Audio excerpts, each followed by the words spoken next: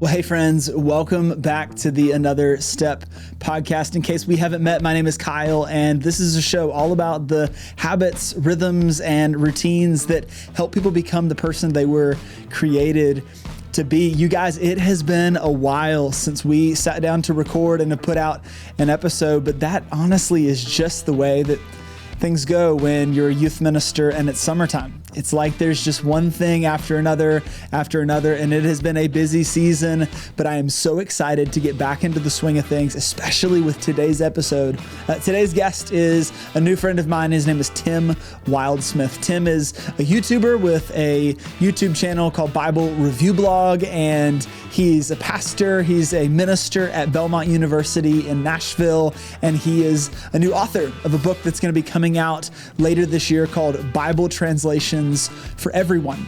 So in this conversation, we talk about the writing process. We talk about creative work. We talk about what it's like to make videos about Bibles on the internet and so much more. And my prayer is that you enjoy this episode and it helps you take another step toward becoming the person that God created you to be. Be sure to listen to the end of this episode because we include a ton of special opportunities for you. If you'd like to pre-order Tim's new book that comes out here in just a few months, as this episode is coming out, a new pre-order campaign is getting started, and there are a lot of goodies for you to get in on if you decide to pre-order his book. So without further ado, let's jump into today's episode with my friend, Tim Wildsmith. Well, hey, Tim, welcome to the Another Step podcast. How are things going for you today? Going great, Kyle. Thanks so much, man. I'm excited to be here.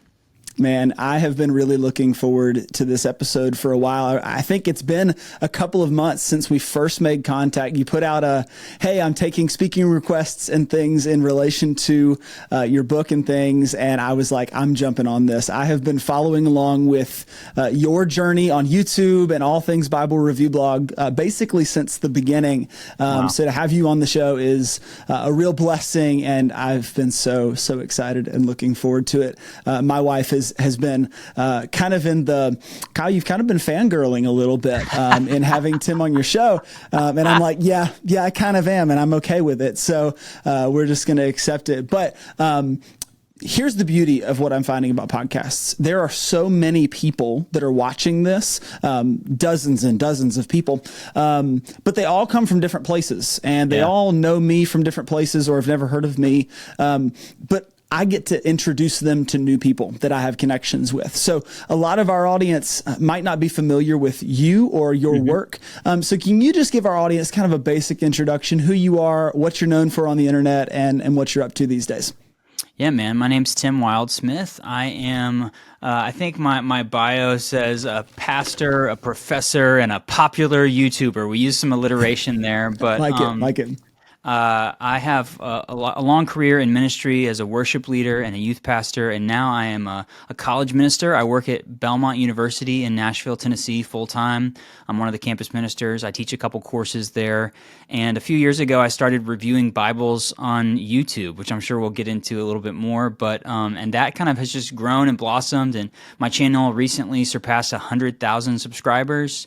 Dude. And last year, I got contacted by a publisher about book ideas. And so I have written a book about Bible translations. It's called Bible Translations for Everyone, and it comes out later this year, November 19th, 2024. So I do a little bit of YouTube. I do a little bit of writing. I have a day job, and my wife and I, I'm married to Becca. She's my best friend. We've been married for 12 years, and we together lead worship at a local church in Nashville called Crevewood Baptist Church.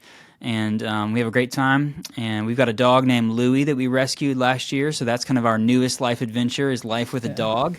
But yeah, that's kind of my main bio, man. Dude, you have so much going on. Like, I don't know how you balance it all. Just, you know, I'm a youth pastor by trade, and even just that and raising children is like more than enough for me. So even trying to record a podcast can be a challenge. But dude, you've got so many things going on, and yet they're all related to each other, and I think they all kind of work together.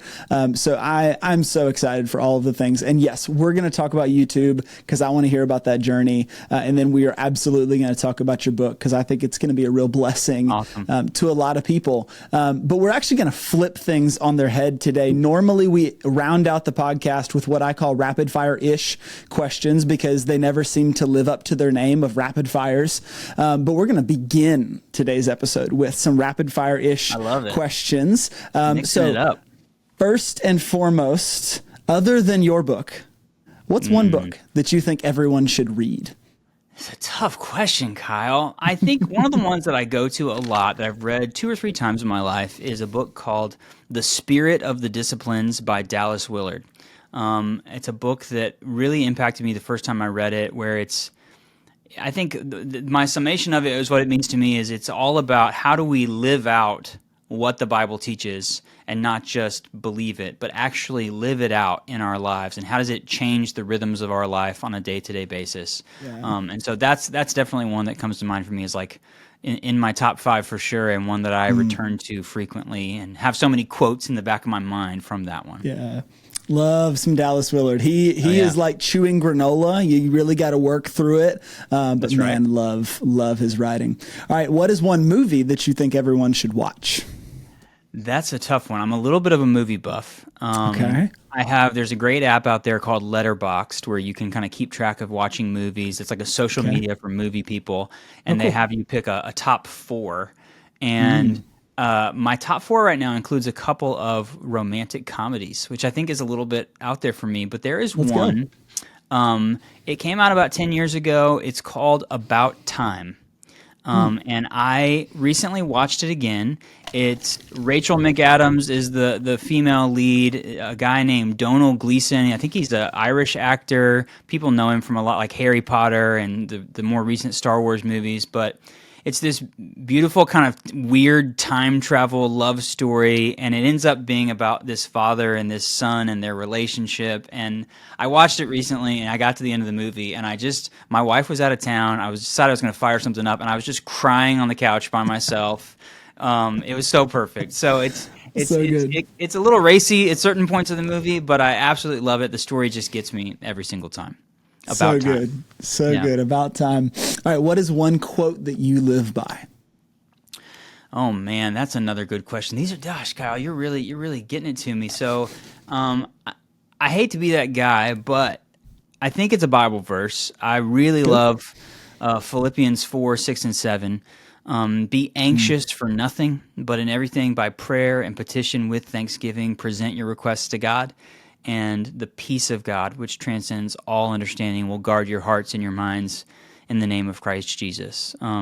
Those 2 verses have been such a blessing to me, and it's honestly something where when I face those moments in life where something's going on in someone's life and I need to pray for someone, I often pray those verses over them, asking God to give them peace, peace so good that it doesn't make sense, and really guarding our minds in Jesus. I find that's just one that I go back to time and time again. So. So good. I love that one. All right. What is your morning routine? Morning routine. So I mentioned that we recently adopted a dog named Louie. So my morning begins with Louie getting into my bed and waking me up early in the morning, and we go on a walk together. So I take my dog on a loop around our neighborhood. And that is my prayer time actually as well. So I leave the house. It's usually a 20 or 30-minute walk. And before I get coffee or anything, we stretch our legs and I pray. I have a few different scriptures actually that I pray. I pray the Shema from Deuteronomy. Actually, I guess it's from Mark because it's Jesus's version of the Shema. And I pray the Lord's Prayer, and I recite the fruit of the Spirit. And then I pray for the people in my life, and I ask God to be with me, and I confess sin. And so that's kind of my morning routine. And when we get home, Louie, I feed the dog, and I make coffee for Becca. And usually by the time I'm done with all of that, if she hasn't woken up, then we get to go in and wake her up and get the day started. But that is how most mornings start in the Wildsmith household. Oh, that's so good. I love that. I love starting the day with the dog, and he's your alarm clock. That's pretty great. Right. That's pretty great. I literally haven't, since we got the dog, I don't think I've ever used my alarm clock. He just wakes me up. He knows it's time to go. We figured it out a couple months. I mean, it's great. It's great. That's so good. See, my dog is, let's see, he'll be 9 this year. Okay. And we have a gate at the top of our stairs so that he doesn't get up into bedrooms and things like that. But he will stand at the bottom of the stairs and just start barking at 3 o'clock in the morning. It's never at like a reasonable time. Oh, wow. Wanting to go outside. And I'm like, dude, now's not the time. Like, I'm going to need a couple more hours. Yeah. So yeah, it never comes at like the, perfect 5:30, 6 o'clock wake up time that I'd like to have. Right. It's always an hour or so before. Yep. Okay. If you had to eat one meal every day for the rest of your life, what would it be? That's a really good question. I'm like, my mind went to, this is not it. My mind went to the fact that my wife jokes that Chick-fil-A is like my favorite thing ever. And there's never a bad time for Chick-fil-A. No. But I am like I love Italian food. I love, my wife and I did a vacation to Italy, and I tried every pasta dish I could have, every different type of pizza I could have. So I would have I think if it was like my one meal, I'd have like an Italian feast with like a little bit of this and a little bit of that and some of this. I like that. The older I get, I don't know how old you are, Kyle, but the older I get, the less I can tolerate garlic. So I got to be aware of that. I'm just going to be honest with you and your listeners that I got to be careful with garlic these days. But but yeah, I think it would be some good Italian food. That's pretty good. The first few episodes of this podcast, interestingly enough, were like all of my youth pastor friends, and like almost all of them said pizza. And I'm like, no. No. Youth pastors eat enough pizza to like end the world. But for you to say pizza with like this Italian, that makes sense. But like, you know what? I could just eat a ton of Papa John's for the rest of my life. No, absolutely not. That sounds terrible. Former youth pastor. I know the pizza math. I work at a university now, and my boss recently said, "Hey, you're a former youth pastor. How much pizza do we need to order for this thing we're doing?" And I was like, "Well, I can tell you the exact number because I know the calculations." Absolutely. All right. This is where I'm going to throw in some rapid fires that you don't know about, but they're all Bible related. So go ahead and get ready for it. What is your favorite Bible right now? I just released a top 5 video for 2024, and my favorite Bible is the ESV Heritage. It's called the ESV Heritage by Crossway. It's a beautiful single column, generously spaced. I saw the CEO of Crossway do like a TED Talk style thing last year at the Museum of the Bible, and he basically said this Bible design is kind of like the culmination of everything we've been working on for 20 some odd years. So cool. Very, very readable. I love to just sit down and hold that Bible and read it. I think it's awesome. Yeah, so good. So one of your videos that I cannot even tell you how many times I've watched it. I can count on at least 2 hands the number of times, is your tour through your Bible library. Yeah. I find it incredibly fascinating. I'm looking at my one shelf. That's kind of a pared down. This is the collection that I still have. And it just doesn't do justice to the shelves upon shelves upon shelves that are behind you. And yet, the question that I keep coming back to, out of the entire collection that you have, is what is your favorite Bible of all time? Because I think that's a different question than what's your favorite Bible right now. That's a really good question. I do have, this is one of 3 shelves that are on this wall. And then behind this wall is my storage closet that has just boxes and boxes. When you review Bibles, you get a lot of Bibles. But I think if I can just turn this just a little bit and sneak it over here, that right there is a set called Bibliotheca.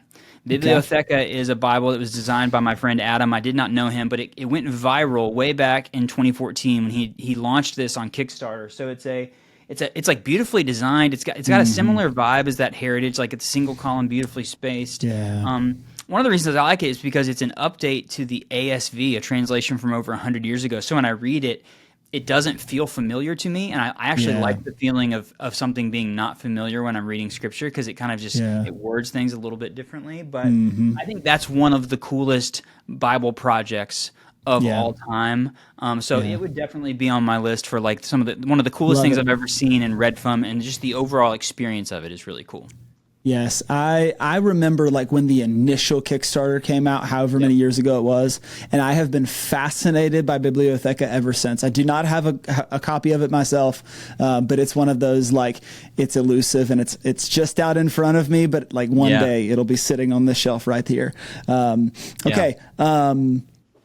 I think I won't hit you with any more. So I think what that gets us to is a nice transition into your YouTube journey. Yeah. So you began back in 2020, if I'm not mistaken. That's correct. Talking about Bibles in this room in your house that I think you've called your piano room. That's right. And it's become this space, and now you just celebrated over 100,000 subscribers on YouTube. So what an incredible journey. But tell me, what was the origins of that journey? How did you get into YouTube? How did you get into reviewing Bibles of all things? And what's that journey been like?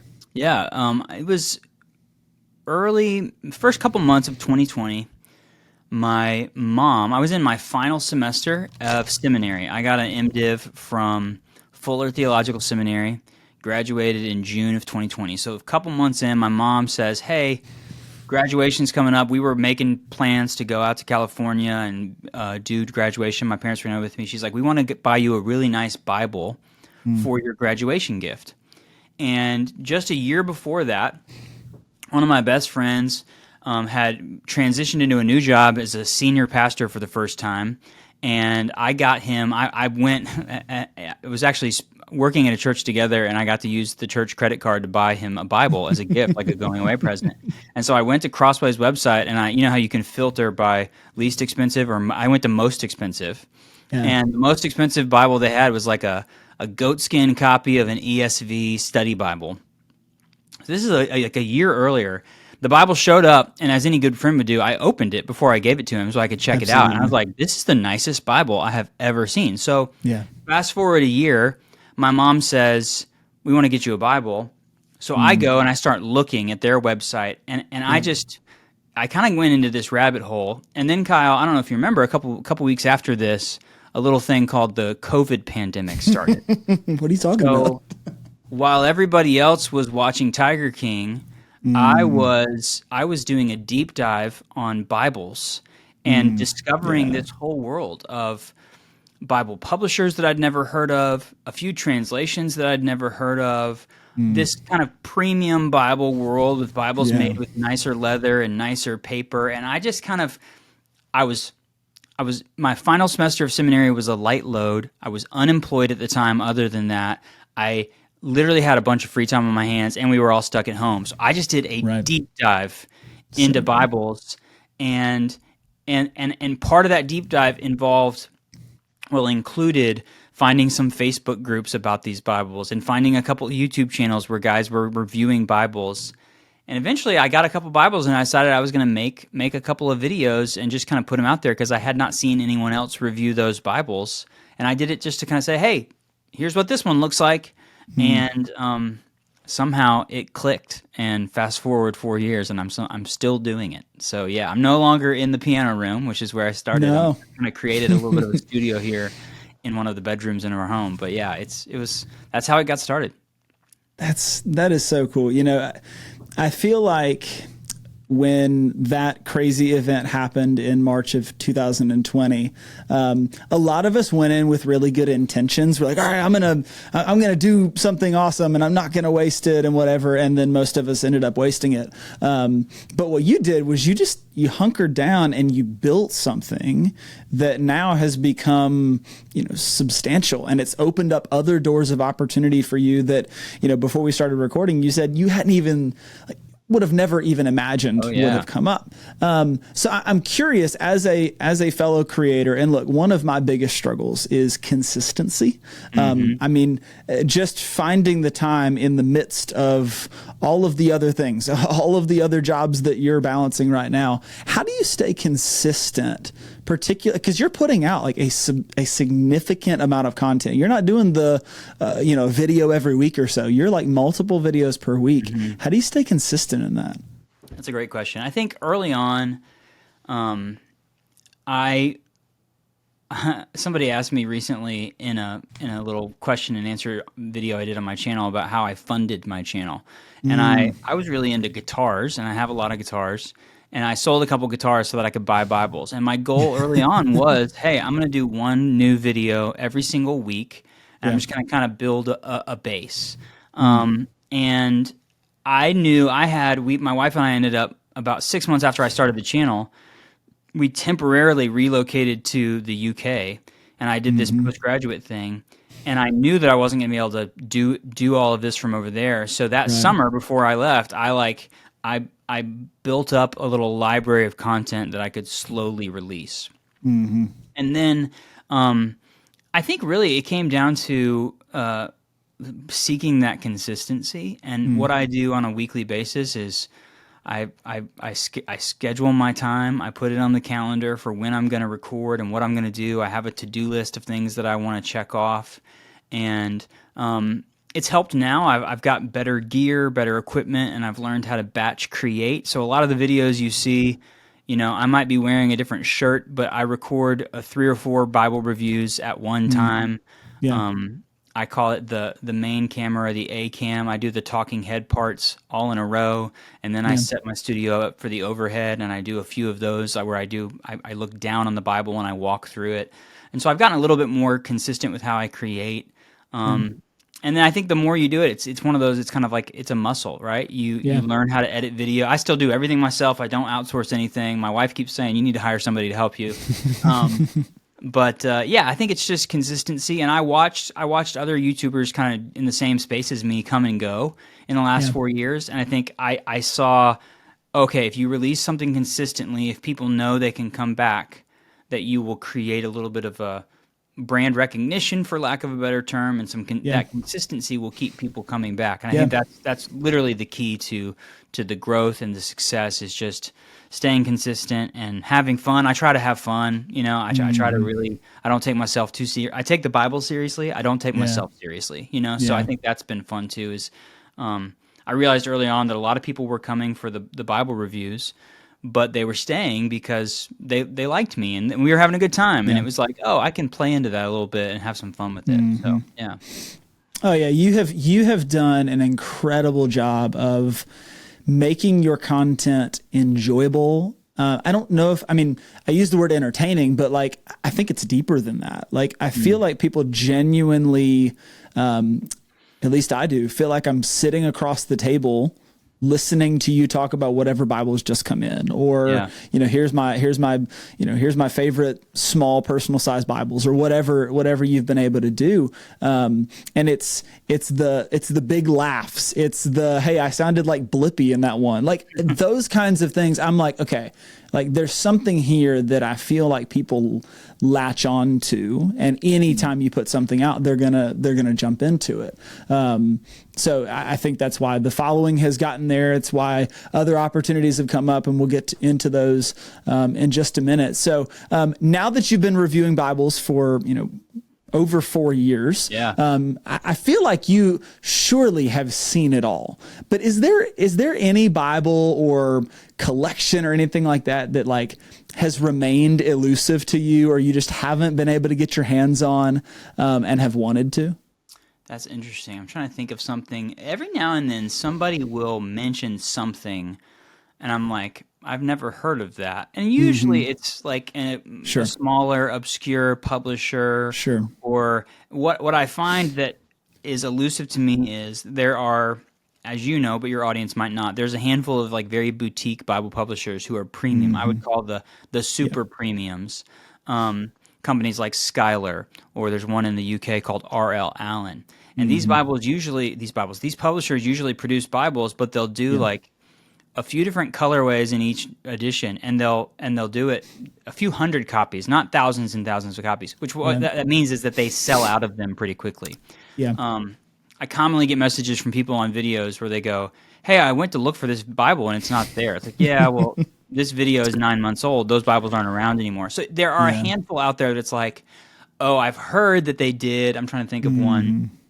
Like Schuyler did one time that was they called it the Thin Line Quintel. I've never seen one of those in person.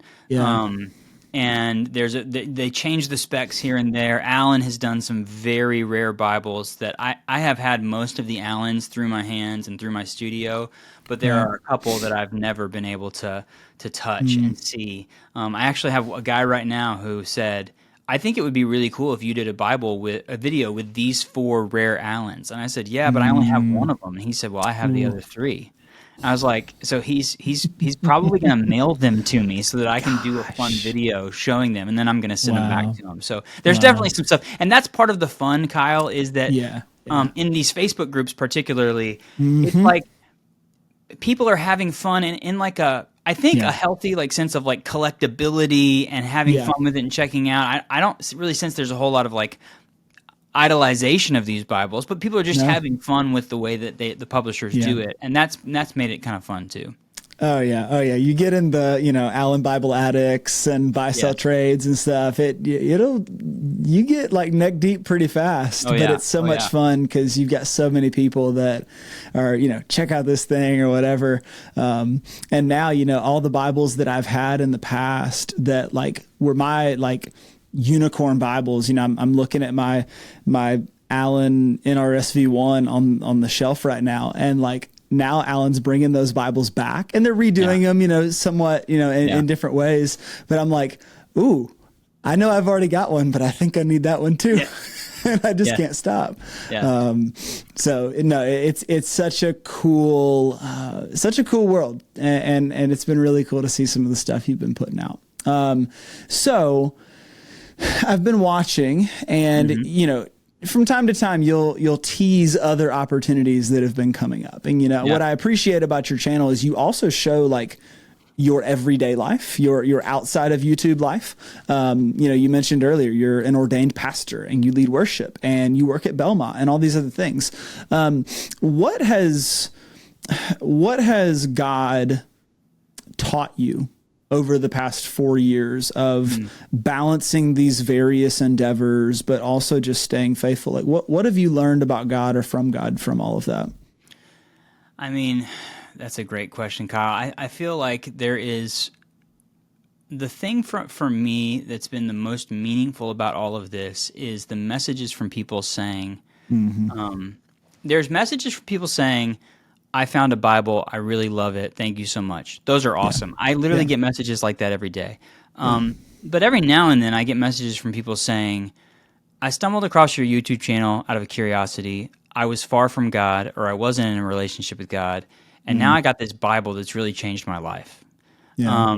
And that to me has been cool because I think the biggest takeaway or the most meaningful thing is like, I guess this sounds weird to say this, but it's like God's creativity, right? The fact that you would use kind of a nerd like me creating a YouTube channel, and that there's actually some life change happening from it. I tell people all the time, I can't be your pastor. That's not what this role is for me.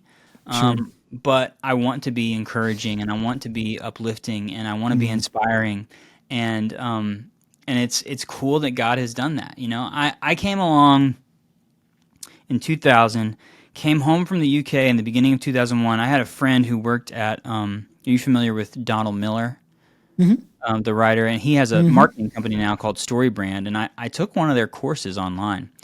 And the overall sales pitch of it, the overall point of it was that like when you're doing something, you're not the hero of the story, you're the guide. And I really, that's good. I think when I started, it was like, oh, this is fun. People are watching me on YouTube. And maybe this is the reason why it's been successful, going back to your earlier question, is that less than a year into this, I decided, okay, I'm going to approach this as a guide. I'm not going to make this all about me. I'm going to make it about guiding people to something.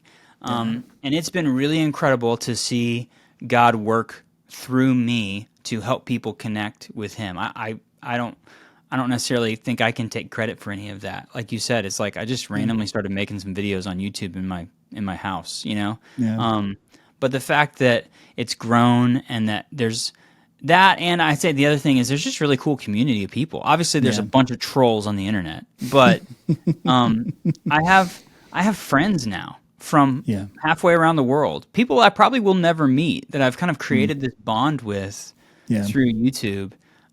That's just really special, and I think it's opened my eyes to the beauty of what God does in people's lives on an individual basis, as well as the beauty of the collective body of Christ around the world. It gives me hope for sure. Yeah, yeah. It is really encouraging when you see all of those people. I mean, I've heard you talk about like the contingent of viewers that you have from Australia. Like, Yeah. that's just the kind of stuff that you're like, okay, all right, this is a global thing, and God is so creative in the way that He weaves things together, and it's been so incredible to be a part of and to get to watch it, because I feel like all of the people who interact with your content we all kind of feel like we have a space in this, and you've created a community for it. So it's been a real blessing. Well, you're not just a campus pastor, and you're not just a worship leader, and you're not just a YouTuber, but we could just keep on adding. But you've got a new endeavor that you mentioned earlier. You're coming out with a book here in just a couple of months. So tell me about what that process was like. Like, how do you come to write a book? I feel like that's something that's in my brain somewhere, but I'm like, how do you even get there? So tell us what the journey was like, and then let's get into what the book's all about. Yeah, so I've always loved to write. I can say that. About a decade ago, I started writing a novel, and I finished it probably 7 years ago. And I tried to get it published, and then I started seminary, and it just kind of got moved to the back burner.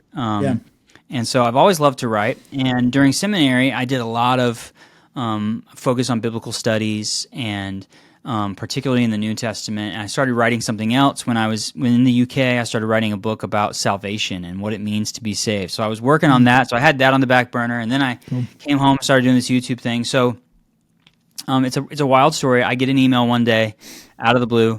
A man named Dale. He's an editor for HarperCollins and Zondervan.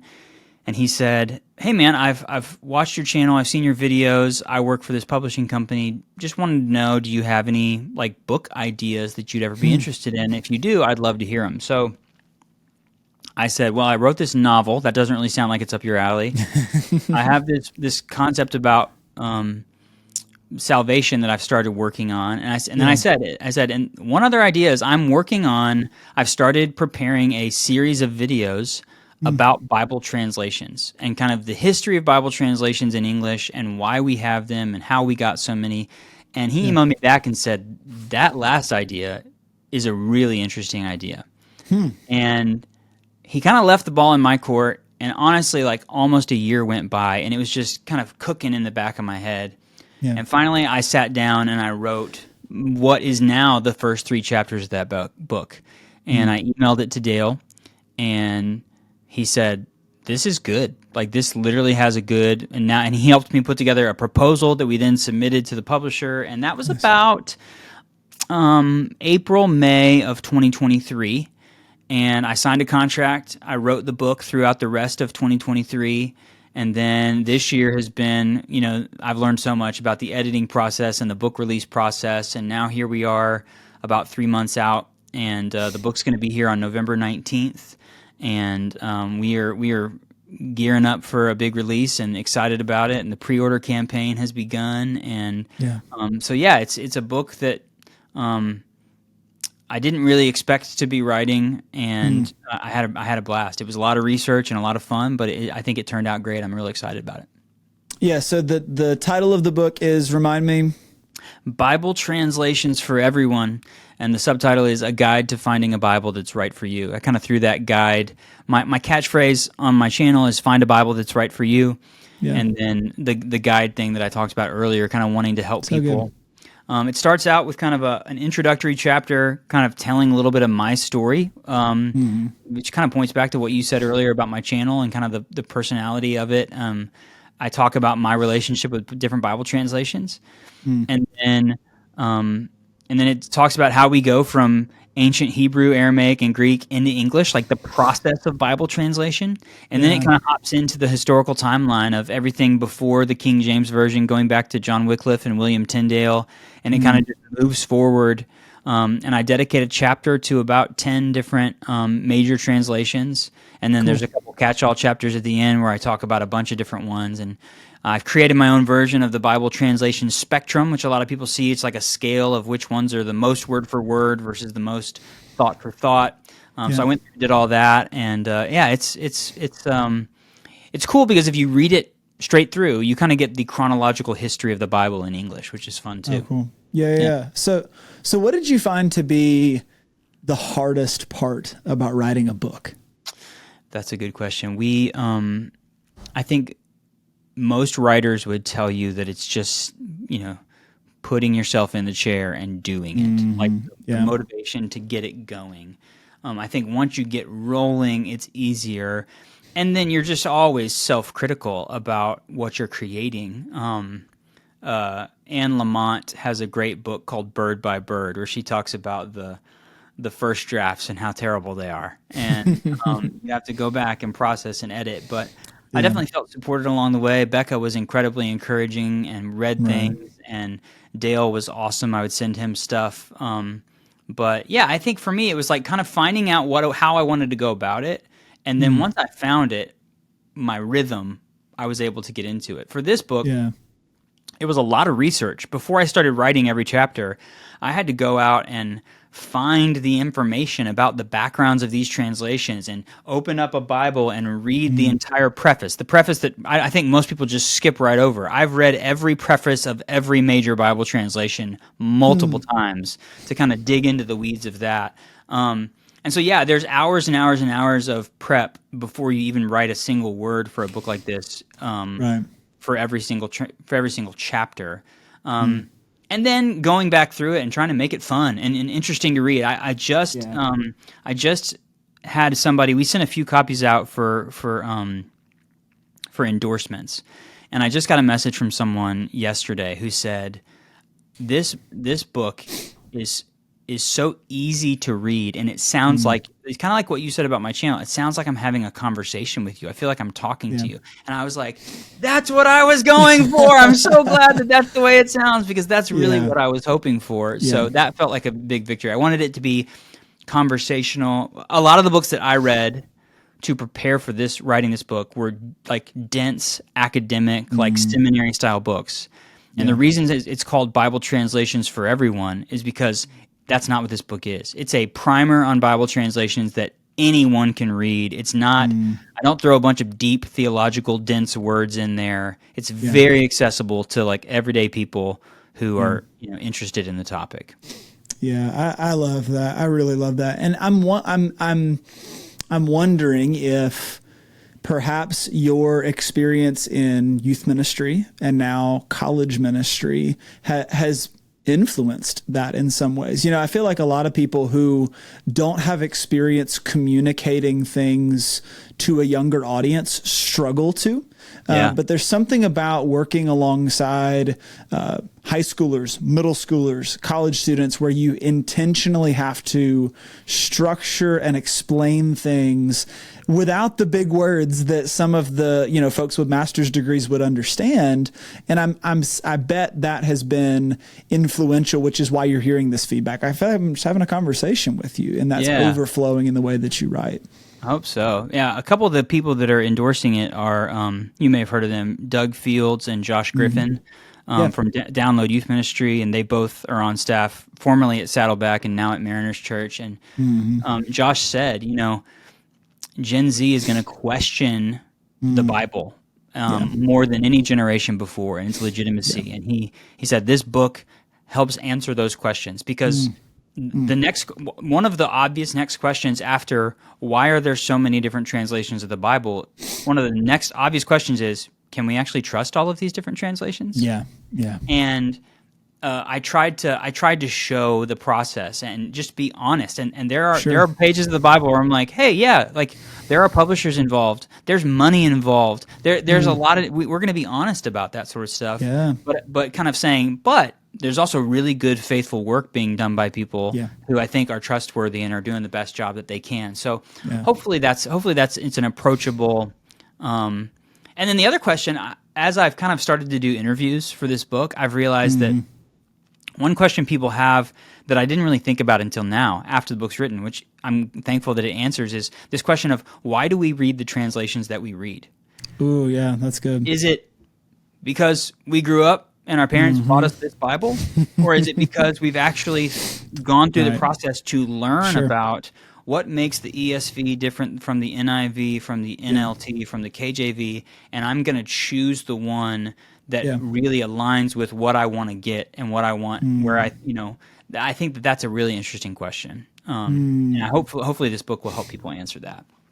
Yeah, I think that's so helpful because, depending on your theological leaning or the denomination that you grew up in or where you went to school or any number of things, you have a leaning toward like whatever translation. I don't want to stereotype or anything like that, but like we can all think of some of those. Like I use the NIV because honestly, like it's what I've always used, at least once I hit college and started reading, more extensively in Bible college. Some are like, I didn't think there was anything other than this one translation, so I just stuck with it.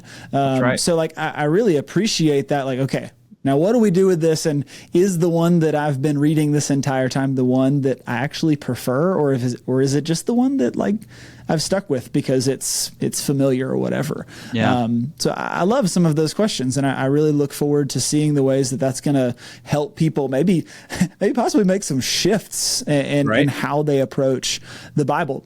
So you mentioned that there's a pre-order campaign that's actually beginning this week as this episode will be released. So tell us a little bit about what that campaign is going to look like, and maybe how our listeners can jump in and support you. Yeah, so my publisher is Zondervan Reflective, and we just launched the official pre-order campaign this week. I kind of jumped the gun. As soon as my book showed up on Amazon, which was months ago, I started telling people to order it. And so we've already, hundreds and hundreds of the books have been pre-ordered, and now the official campaign is starting. So there's a couple of cool things happening. One, anyone who has already pre-ordered the book or pre-orders the book now can fill out a form on my website, and we are going to give them some special things. We're going to give them, I mentioned the translation spectrum. I have not revealed that yet to anyone on my channel or anything like that. So there's a downloadable PDF that is a copy of my translation spectrum as well as an excerpt from my book about it. And then I've also recorded a special video about the translation spectrum that is only going to be available to people who have pre-ordered the book. So you do... Cool. You fill out the form, you get those things that we can watch the video and download the PDF immediately, and then everyone who pre-orders the book is going to be entered into a giveaway drawing where we're going to give one person a Schuyler Bible of their choice. So once the book comes out, we're going to pick a winner, and they're going to be able to go to Schuyler's website and pick out a Bible, and we're gonna send them whichever one they want. So that's the official pre-order campaign. And then also, because a lot of people wanted to get signed books, we're doing a separate thing where we're doing, I'd never heard of this before. It's actually my viewers who said, you should do book plates. And I was like, what's a book plate? They're like, well, you sign a sticker, and then you send people the sticker, and they can put the sticker on the inside of their book, on the title page. And sure enough, after they said that, I started getting advertisements for book plates on Google. So my wife, Becca, she actually designed the cover of the book. Yeah. She designed a book plate that I have started signing them already. So we're making those available on my website as well. It's a little combo that you can purchase: a book plate and a custom bookmark that my wife designed to go with the book as well, and we're going to be shipping those out. So yeah, there's a couple of different things going on now that we've launched to help people, and then we've got some new merch in my merch store that's Bible translation related, and I'm accepting speaking requests. I've booked a couple of churches that I'm going to speak at where I'm going to be preaching on Sunday, and then after church doing like a little session about Bible translations, kind of a TED Talk about Bible translations and stuff like that. So there's a lot of different things that are happening kind of as we gear up for the release of the book. That is so cool. And like we said, all of this is officially live as this video is coming out. Just a couple of days ago, this entire campaign got launched. So if you are interested in jumping in, where can people find that? On your website? Where else can they Tim find access? Wildsmith, you can do either of these. TimWildsmith.com/Bible Translations for Everyone. That's the name of the book. Or you can shorten it, TimWildsmith.com, BT, the number 4E, BT4E. You can find all of that information. And then obviously I'm on YouTube, Facebook, and Instagram, and you can find those links on all of my social media as well. 100%. Well, look, if you're listening to this and have made it this far in the episode, not only have you been really blessed by hearing Tim's story and all kinds of things, but you've now gotten some insight on how you can jump in and support Tim as he is continuing to write and create and all kinds of things, but also jump in on some of these really exciting pre-orders and giveaways and all kinds of things. That Skylar giveaway is very, very exciting. Yeah. That new NLT PSQ is quite stellar. If you know, you know. I got one up here behind me. I'm not jealous. I promise. I promise I'm not jealous. And dude, there's something about that green color that I'm just like, whew, my goodness. Oh, look, he's just gonna check this For out. all you watching on YouTube, that's the marble. Yeah, if you're not. green. If you're not watching if you're listening to the audio version, you're missing out on this. Tim is showing this beautiful marbled green calfskin. For those of you listening, I'm going to rub the Bible. I'm going to rub the Bible on the microphone. I hope that comes through. Oh, it does. Now, the unfortunate thing is that we can't communicate the smell of some of these Bibles. Oh, man. That's a thing. If you're in this premium Bible world, you know the smell of some of these leathers. For those of you out there, yes, I have many leather-bound books. All right. Here's a new piece of merch idea. We need to figure out how to put like goat skin leather or calf skin leather into like a car air freshener. Yes. And figure out how to make that happen. Cause I'd buy stock of those. That would be really, really incredible. Well, Tim, I'm so grateful, that you have carved out time to spend, an hour with us chatting about YouTube and Bibles and some of the work that you're up to. But really what I'm grateful for is your presence and the ways that you've been faithful to the doors that God has opened for you and the ways that you've pointed people to Jesus through your creative work.